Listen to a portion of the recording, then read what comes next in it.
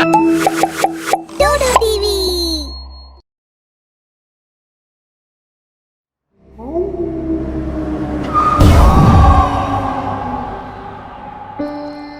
राकेश की मीटिंग खत्म हुई और वो बिल्डिंग के थोड़ा बाहर जाकर टैक्सी का इंतजार करने लगा। तभी उसकी वाइफ का फोन आया। हाँ आशा, मैं बस टैक्सी का ही वेट कर रहा हूँ। एक तो ये बिल्डिंग इतनी आउटस्कर्ट्स में है कि यहाँ पर कुछ भी नहीं मिलने वाला जल्दी। जैसे ही मुझे ऑटो या टैक्सी मिलती है मैं तुम्हें कॉल करता हूँ। ओफो, इतनी देर हो गई, कुछ भी नहीं मिला अब तक। एक तो इतना सुनसान रास्ता है, पता नहीं यहाँ लोग रात में कैसे आते जाते हैं। बहुत देर बाद राकेश ने एक ऑटो को आते हुए देखा, लेकिन जब उसने रोकने के लिए हाथ बढ़ाया, रुको रुको, ऑटो उसके सामने से तेजी से गुजर गया। पता नहीं कैसे लोग हैं। कुछ देर बाद उसे टैक्सी आती हुई दिखाई दी। राकेश ने फिर से हाथ देकर उसे रोकने की कोशिश की। रुकिए रुकिए प्लीज। पता नहीं मैं आज कैसे पहुंच पाऊंगा। एक तो यहां वैसे भी कोई नहीं दिख रहा, और जो आता भी है वो रुकता ही नहीं। राकेश थोड़ा परेशान हो गया। जब उसे वहां खड़े हुए बहुत देर हो गई तो उसने फिर से आशा को फोन किया, लेकिन फोन नहीं लगा। कुछ देर बाद उसे एक बस आते हुए दिखाई दी। वो थोड़ा सा खुश हुआ। शायद ये बस रुक जाए, कोशिश करके देखता हूं। इस बार वो हाथ दिखाकर जोर से आवाज देता है, रोको रोको, बस को रोको। बस बहुत तेजी से उसके आगे से निकली और वो थोड़ा डर गया। उसने तेज आवाज में कहा, अरे भाई, इतनी तेजी से क्यों जा रहे हो? मारोगे क्या? कुछ दूर जाकर बस रुकी। अंततः राकेश बस में चढ़ गया। राकेश ने देखा बस में बहुत ज्यादा लोग नहीं हैं और कोई भी एक दूसरे से बात नहीं कर रहा है। सब लोग बिल्कुल शांत बैठे हैं। बस फिर से बहुत तेजी से चलने लगी। राकेश ने ड्राइवर से कहा, अरे ड्राइवर साहब, बस को उड़ाना है क्या? थोड़ा धीरे चलो। ड्राइवर ने कोई जवाब नहीं दिया। अजीब है ये ड्राइवर, कोई जवाब भी नहीं दिया। राकेश ने कंडक्टर से कहा, बस क्लॉक टावर जाएगी ना? कंडक्टर ने सिर्फ सिर हिला दिया। ऐसा लगा मानो वो हाँ कह रहा है। ठीक है, मुझे क्लॉक टावर का एक टिकट दे दो। कंडक्टर ने राकेश को टिकट दिया। राकेश ने मन ही मन कहा, शहर से बाहर कितनी ठंड होती है। वो अपने हाथ बांधकर बैठ गया और गाना गुनगुनाने लगा।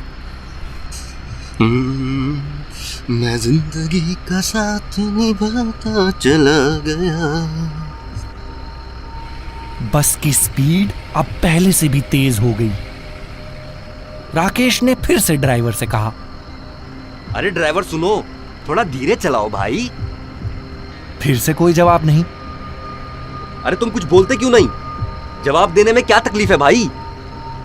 फिर से जवाब न मिलने पर राकेश ने अपने पीछे वाली सीट पर बैठे व्यक्ति से बात करने की कोशिश की। वो व्यक्ति खिड़की से बाहर देख रहा था। सुनिए भाई साहब, आपको कहाँ जाना है? ये ड्राइवर बहुत तेज बस चला रहा है, आप भी कुछ कहिए। वो व्यक्ति कुछ नहीं बोला और बाहर देखता रहा। राकेश फिर से सोचने लगा, हे भगवान, मैं कहाँ फंस गया? पता नहीं आज इतने अजीब लोग क्यों मिल रहे हैं। बस एक बार घर ठीक से पहुंच जाऊं। राकेश ने पीछे मुड़ के देखा कि सब शांत हैं। कोई किसी से बात नहीं कर रहा है।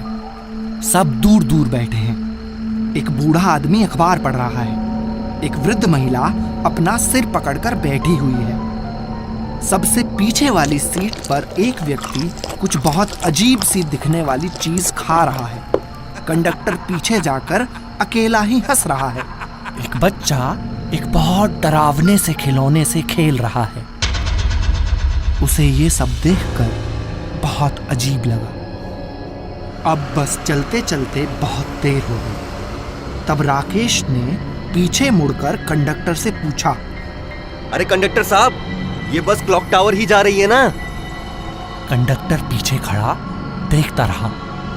राकेश ने सोचा, शहर तो केवल 10 किलोमीटर था और रास्ता भी इतना सुनसान नहीं है। ये कहाँ जा रहा है?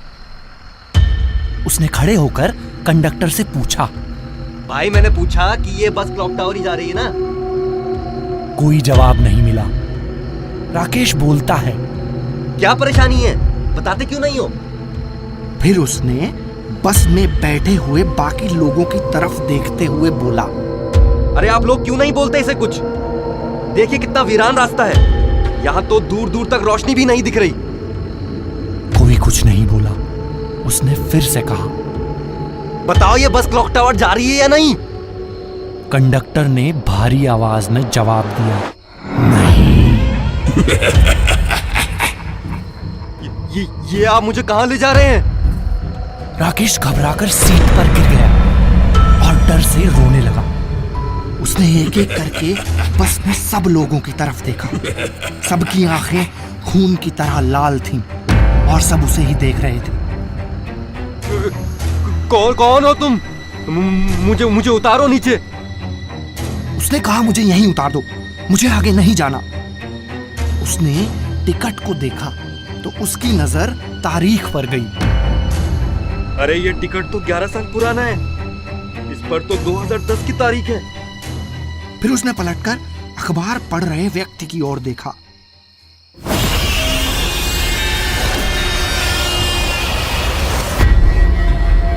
वो बहुत डर गया, रोते रोते कहने लगा, मुझे आगे नहीं जाना।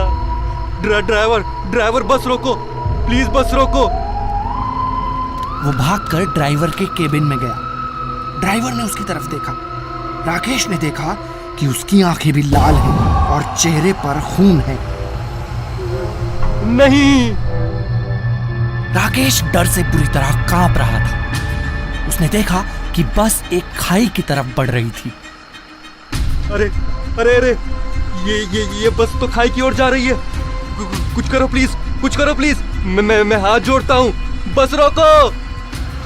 राकेश बोलता रहा, बस रोक दो, बस रोक दो, लेकिन बस नहीं रुकी। जब बस नहीं रुकी तब वो बस के दरवाजे पर जाकर खुद ही बस से बाहर कूद गया। गिरते ही वो बेहोश हो गया। जब उसकी आंख खुली तो उसने एक बूढ़े आदमी को अपने पास खड़े देखा। बेटा ठीक तो हो? ये चोट कैसे लगी तुम्हें? अंकल, मैं कल रात को एक बस में था और फिर। तब तक वृद्ध व्यक्ति बोल पड़े, अच्छा, तो तुम लाल रंग की बस में थे क्या, जो कहीं नहीं रुकती? जी, आपने बिल्कुल ठीक समझा। लाल रंग की बस थी। आप जानते हैं उसके बारे में? हाँ, यहाँ आसपास के लोग जानते हैं और कोई भी उस बस में नहीं बैठता। उसे मौत की बस कहते हैं। वो 11 साल पहले खाई में गिर गई थी और उसमें बैठे सभी लोग मर गए थे। वो बस हर रात इस रास्ते से गुजरती है और उस दुर्घटना को दोहराती है। तुम बहुत नसीब वाले हो कि बच गए बेटा, वरना इस बस में बैठकर आज तक कोई जिंदा नहीं बचा है। तुम्हारा घर कहाँ है? आओ तुम्हें छोड़कर आता हूँ। राकेश उस बूढ़े आदमी के स्कूटर पर बैठकर वहां से निकल गया।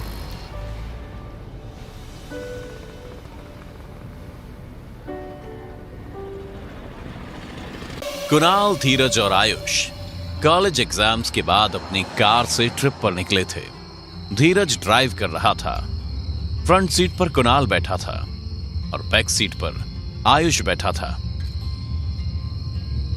यार, इस बार का ट्रिप बहुत स्पेशल होने वाला है।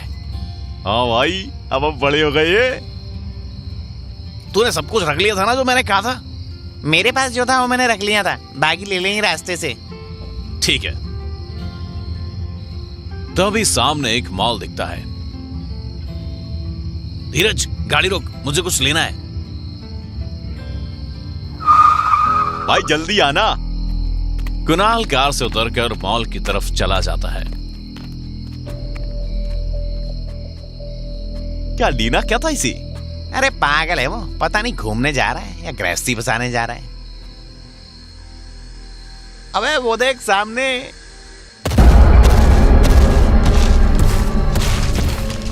वो क्या है? लग तो कोई खम्मा रहा है। खम्मा चलने कब से लगा भाई? ऊपर देख, लगता है सायरन लगी हैं। हो सकता है कि यहाँ के लोग कोई फंक्शन कर रहे हो और कोई और रीजन से सायरन ले जा रहे हो। हाँ, हो तो सकता है। तभी कुणाल आकर गाड़ी में बैठता है। उसके हाथ में गन होती है। भाई ये क्या लाया तू? हम कोई शिकार करने जा रहे हैं क्या? अरे वो बिल्डिंग काउंटर पर उन्होंने कहा कि सर ये ले लीजिए, आपको आगे जरूरत पड़ेगी, ये एरिया बहुत खतरनाक है। ये गन कौन सी है? लेजर। यहाँ सायरन पिलर्स है क्या? ये क्या होती है? वो हॉलीवुड मूवीज। अरे भाई तू मूवीज कम देखा कर, ठीक है? धीरज गाड़ी स्टार्ट कर देता है और वो लोग आगे बढ़ जाते हैं। तभी सायरन की आवाज आती है। लगता है आसपास कोई फैक्ट्री है, पर ये आवाज थोड़ी अलग है भाई। ना तो एम्बुलेंस जैसी है ना पुलिस जैसी। इंडस्ट्री वाली भी अलग होती है, ये कौन सी है? तभी धीरज झटके से गाड़ी रोक देता है। उन्हें जोर का झटका लगता है। वो लोग नजरें उठाकर देखते हैं तो उनके सामने दो लंबी लंबी टांगे होती हैं जो पतले पिलर्स जैसी दिखती हैं। ये क्या बोला है? चुप हो जा भाई। उसी वक्त सामने एक कुत्ता दौड़ते हुए रोड के इस पार से उस पार जाता है। वो दोनों टांगे भी उस कुत्ते के पीछे चल देती हैं। उसे देखकर इन लोगों का बुरा हाल हो जाता है और उसके जाते ही चैन की सांस लेते हैं। ये क्या था भाई? हम वापस चले क्या? हाँ यार, चलो वापस। वो मॉल वालों की बातों से मुझे डर लग रहा था। अरे तुम लोगों को तो आना था, कितना बोल तो रहे थे भाई, हॉरर डेस्टिनेशन ही चूज करना। तो फिर अभी से डरने लगे?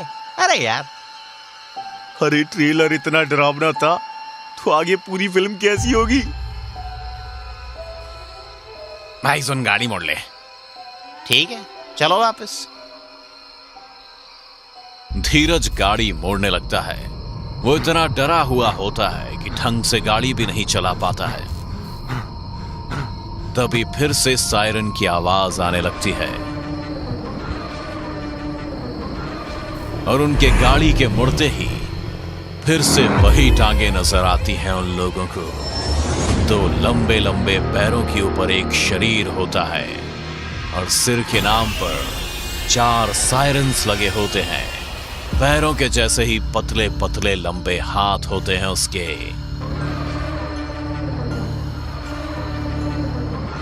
वो इनकी कार को हाथ में उठाकर खिलौने की तरह ऊपर नीचे करने लगता है।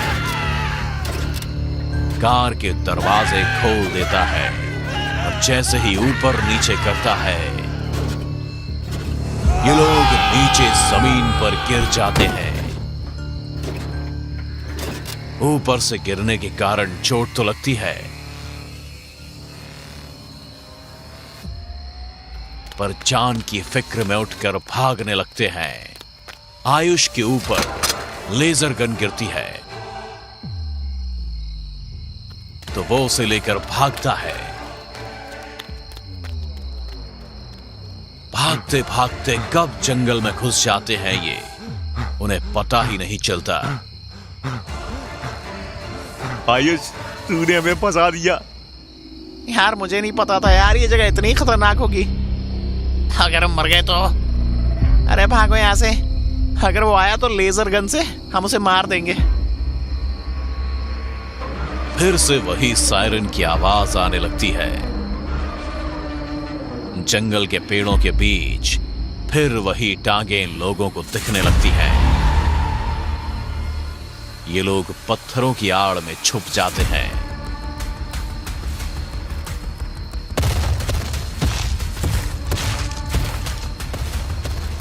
मैंने हॉलीवुड मूवीज में देखा है, ऐसे क्रिएचर्स को सायरन पिलर्स कहते हैं। ये बहुत पावरफुल होते हैं, पर मुझे पता है कि इनको कैसे खत्म करते हैं। यार तुझे जो करना है वो कर, पर आज हम लोगों की जान बचा ले प्लीज। तुम लोग चुप रहना, अगर वो इधर आए तो सब अलग अलग भागना। अब मैं गोली चला रहा हूँ, ठीक है? Okay bro. इधर सायरन पिलर पूरे जंगल में लोगों को ढूंढ रहा होता है और अचानक उनके पास आ जाता है।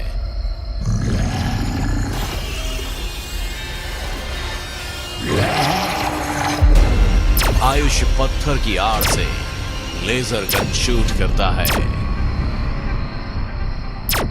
सायरन हेड का एक सायरन फट जाता है। वो पागल होने लगता है, दर्द से चीखने चिल्लाने लगता है। उसके चीखने से सायरन की आवाज इतनी तेज हो जाती है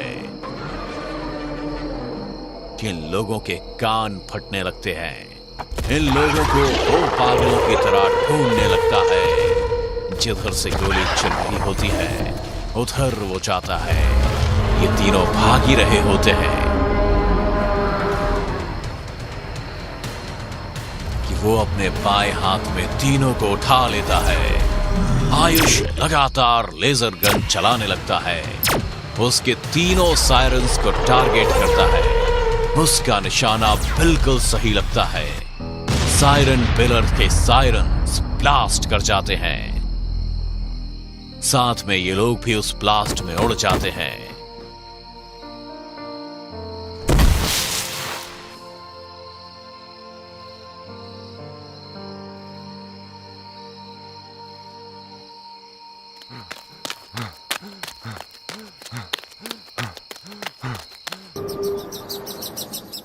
नीलेश और आरती एक दूसरे का हाथ पकड़े हुए बड़े मस्ती के मूड में जा रहे थे।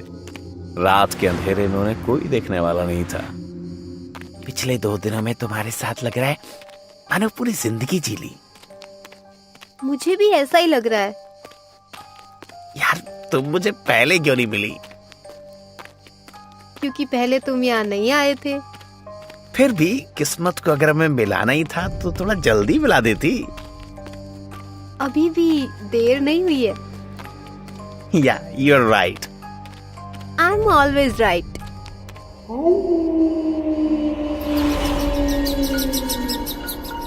अच्छा सुनो, ऐसे तो हम सिर्फ 2 दिन से एक दूसरे को जानते हैं, पर अगर मैं तुम्हें कुछ दूंगा तो एक्सेप्ट करोगी? क्या? पहले बोलो, एक्सेप्ट करोगी? अच्छा बाबा, करूंगी। नीलेश घुटने मोड़कर बैठते हुए आरती को एक रिंग देता है। Will you wanna grow older with me? आरती चौंक जाती है और फिर खुश होती है ओह यस। और अपना हाथ आगे कर देती है। नीलेश बड़े प्यार से उसे रिंग पहना देता है। फिर दोनों हाथों में हाथ डाले उसी रास्ते पर चलने लगते हैं। तुमने ये कब प्लान कर लिया? कल से तो हम साथ ही हैं। जादू। अच्छा। एक बात तो मैं पूछना भूल ही गया। क्या? अगर मैं इंसान की जगह कुछ और होता तो क्या तुम तब भी रिंग ले लेती? क्या मतलब? मतलब अगर मैं अभी जैसा हूँ वैसा ना रहूं तो क्या तब भी तुम मुझसे प्यार करोगी? तुम अचानक कैसी बातें कर रहे हो? देखो, आज कुछ ऐसा होने वाला है जो हो सकता है तुम्हें अच्छा ना लगे, पर फिर भी तुम मेरा साथ मत छोड़ना। दरअसल वो पूर्णिमा की रात होती है और जैसे ही पूरा चांद निकलता है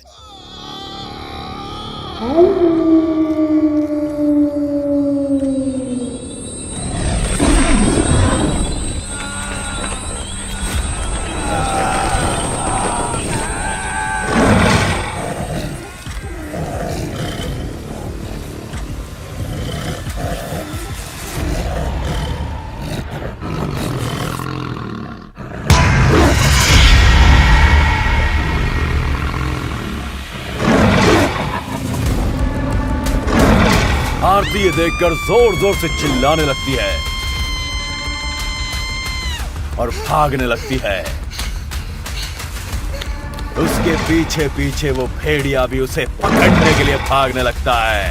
और कुछ दूर जाने पर रास्ते में आने वाले एक दूसरे इंसान को पकड़ लेता है। उसके पेट में अपने बड़े बड़े नाखून गड़ा देता है और उसका खून पीने लगता है।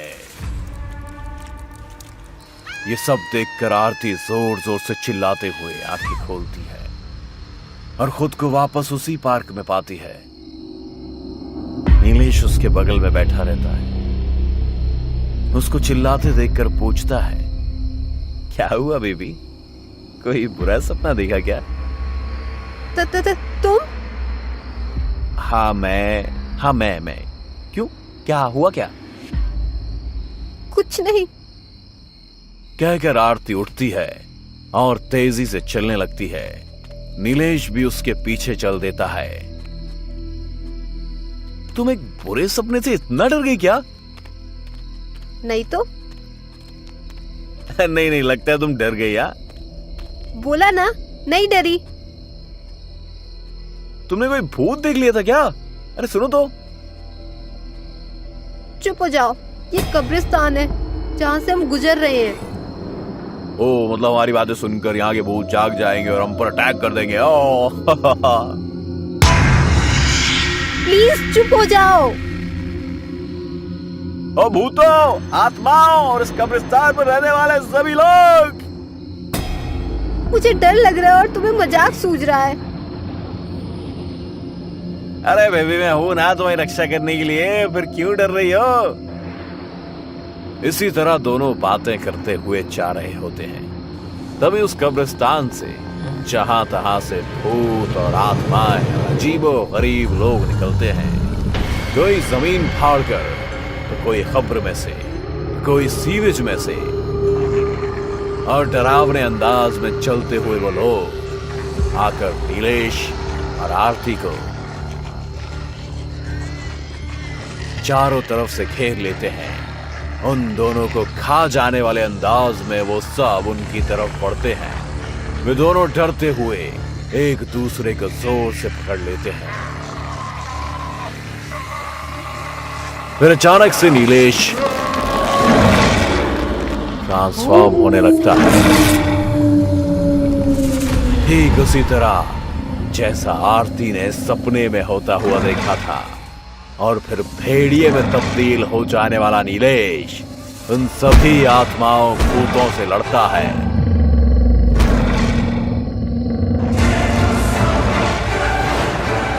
और सबको दूर भगा देता है। यह पूरा वाक्य बहुत डरावना था। तभी सारे भूतों को भगाकर नीलेश आरती की तरफ उसे खा जाने के लिए बढ़ता है। आरती वहीं बैठ जाती है और आंखें बंद करके बहुत जोर जोर से चिल्लाने लगती है। कोई आकर उसके कंधे पर हाथ रखता है। वो सर उठाकर देखती है तो पाती है कि नीलेश अकेला वहां खड़ा होता है और बाकी सब डरावने लोग जा चुके हैं। वो इधर उधर उन्हें ढूंढने की कोशिश करती है पर उसे कोई दिखाई नहीं देता।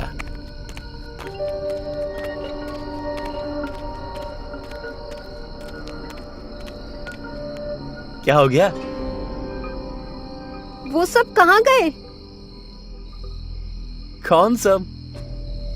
यहाँ तो कोई नहीं है। तुम मेरे पास मत आना। अरे बेबी क्या हो क्या गया तुम्हें? हाथ में नींद नहीं आई थी क्या?